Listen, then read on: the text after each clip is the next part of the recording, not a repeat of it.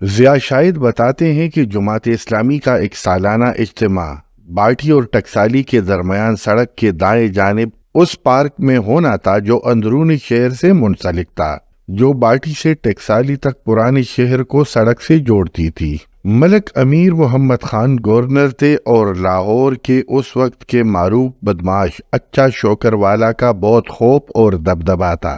جماعت اسلامی کا اجلاس الٹانے کے لیے گورنر صاحب کے حکم پر مودودی صاحب کے جلسے میں آنے سے پہلے اچھا شوکر والا کے بھیجے ہوئے بدماشوں نے جلسہ گاہ میں بے تحاشا فائرنگ کی۔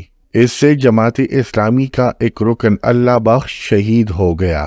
جلسہ گاہ میں بگدڑ مچ گئی۔ مودودی صاحب سے بہت کہا گیا کہ آپ جلسہ گاہ نہ جائیں، مگر انہوں نے یہ تجویز قبول نہ کی۔ بجلی اور لاؤڈ سپیکر کے تار کٹ چکے تھے، ہر طرف خوف کا سما تھا۔ پولیس کے لوگ خود بدماشوں کی سرپرستی کرتے ہوئے انہیں بچا کر ساتھ لے گئے تھے۔ جماعتی اسلامی والوں نے جلدی سے ہاتھ میں پکڑنے والے مائک اور سپیکر 2-in-1 کا بندوبست کیا۔ جب ہم جلسہ گاہ میں پہنچے تو میں نے سید مودودی کو تقریر کرتے ہوئے دیکھا۔ مزاج کے مطابق وہ ہمیشہ کی طرح پرسکون تھے اور انتہائی اطمینان کے ساتھ خطاب کر رہے تھے۔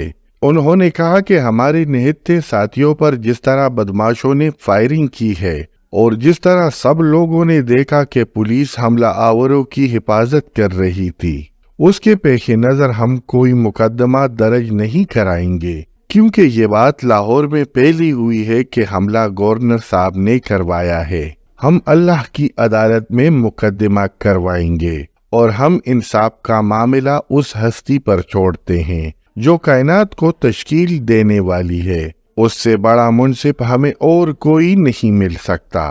پھر وہ رکے اور دونوں ہاتھ اٹھا کر دعائیا انداز میں بولے، اے اللہ، تو جانتا ہے کہ میرے ساتھی بے گناہ ہیں، وہ غیر مسلح ہیں اور پاکستان میں اسلام کے لیے جدوجہد کر رہے ہیں۔ ان کے لہو سے ہاتھ رنگنے والے ظالموں اور شدادوں سے تو ہی اس ظلم کا بدلہ لے۔ ہم اپنا انصاف تیرے سپرد کرتے ہیں۔ سید مودودی کی گفتگو میں جذباتیت تھی، نہ جواب میں انہوں نے ایک لفظ بھی برا بھلا کہا، بس انہوں نے اپنا معاملہ اپنے رب کے حضور پیش کر دیا۔ میرے گرد جو لوگ کھڑے تھے ان میں سے کئی ایک نے کانوں کو ہاتھ لگایا۔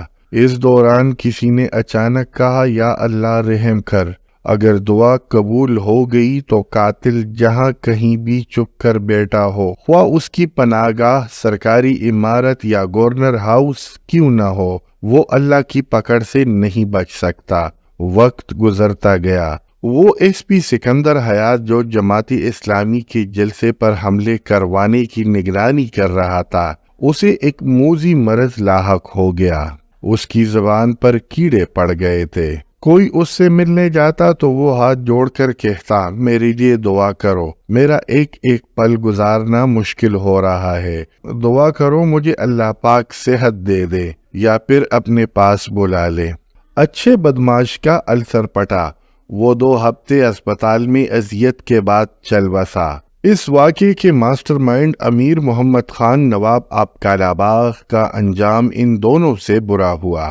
وہ اپنے ہی گھر میں اپنے بستر پر سو رہے تھے کہ ان کا بیٹا کمرے میں داخل ہوا اور ان پر مسلسل گولیاں برسائیں۔